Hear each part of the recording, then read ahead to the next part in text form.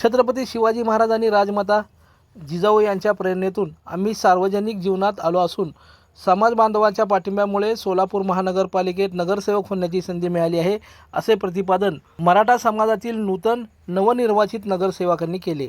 सोलापूर शहरातील राजमाता जिजाऊ यांचा भव्य पुतळा उभारणे तसेच जिजाऊ सृष्टी साकारण्यासाठी सर्वतोपरी प्रयत्न करण्याचे आश्वासनही त्यांनी यावेळी दिले। मराठा सेवा संघाच्या वतीने रविवारी 25 जानेवारी रोजी नवनिर्वाचित सर्व नगरसेवकांचा सत्कार सोहळा आयोजित करण्यात आला होता। या सोहळ्याला उत्तर देताना नगरसेवकांनी समाजाच्या विश्वासाला पात्र ठरण्याचा निर्धार व्यक्त केला। मराठा समाजासह इतर समाज घटकांनीही दिलेल्या पाठिंब्यामुळेच ही यशस्वी वाटचाल शक्य झाली आहे, असे त्यांनी स्पष्ट केले। समाजाचे प्रश्न सोडवण्यासाठी सभागृहात काम करणार असल्याचंही देखील त्यांनी सांगितलं।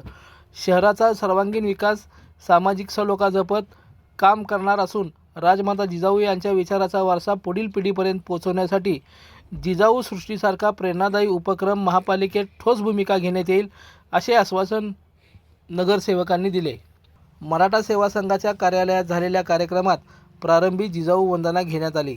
त्यानंतर नूतन नगरसेवक जयकुमार माने, अमोलबापू शिंदे, आनंद जाधव, गणेश वानकर, विनोद भोसले, प्रियरंजन साठे, श्रद्धा पवार, मृण्मयी गवळी, ज्ञानेश्वर देवकर, वैशाली भोपळे, कल्पना कदम, मनोरमा सपाटे, पूनम काशीद यांचा जिजाऊ यांची प्रतिमा व बुद्ध भूषणम ग्रंथ देऊन गौरव करण्यात आला। अमोल शिंदे, गणेश वानकर, विनोद भोसले, आनंद जाधव, जयकुमार माने, कल्पना कदम यांनी विचार व्यक्त करत सत्कारास उत्तर दिले।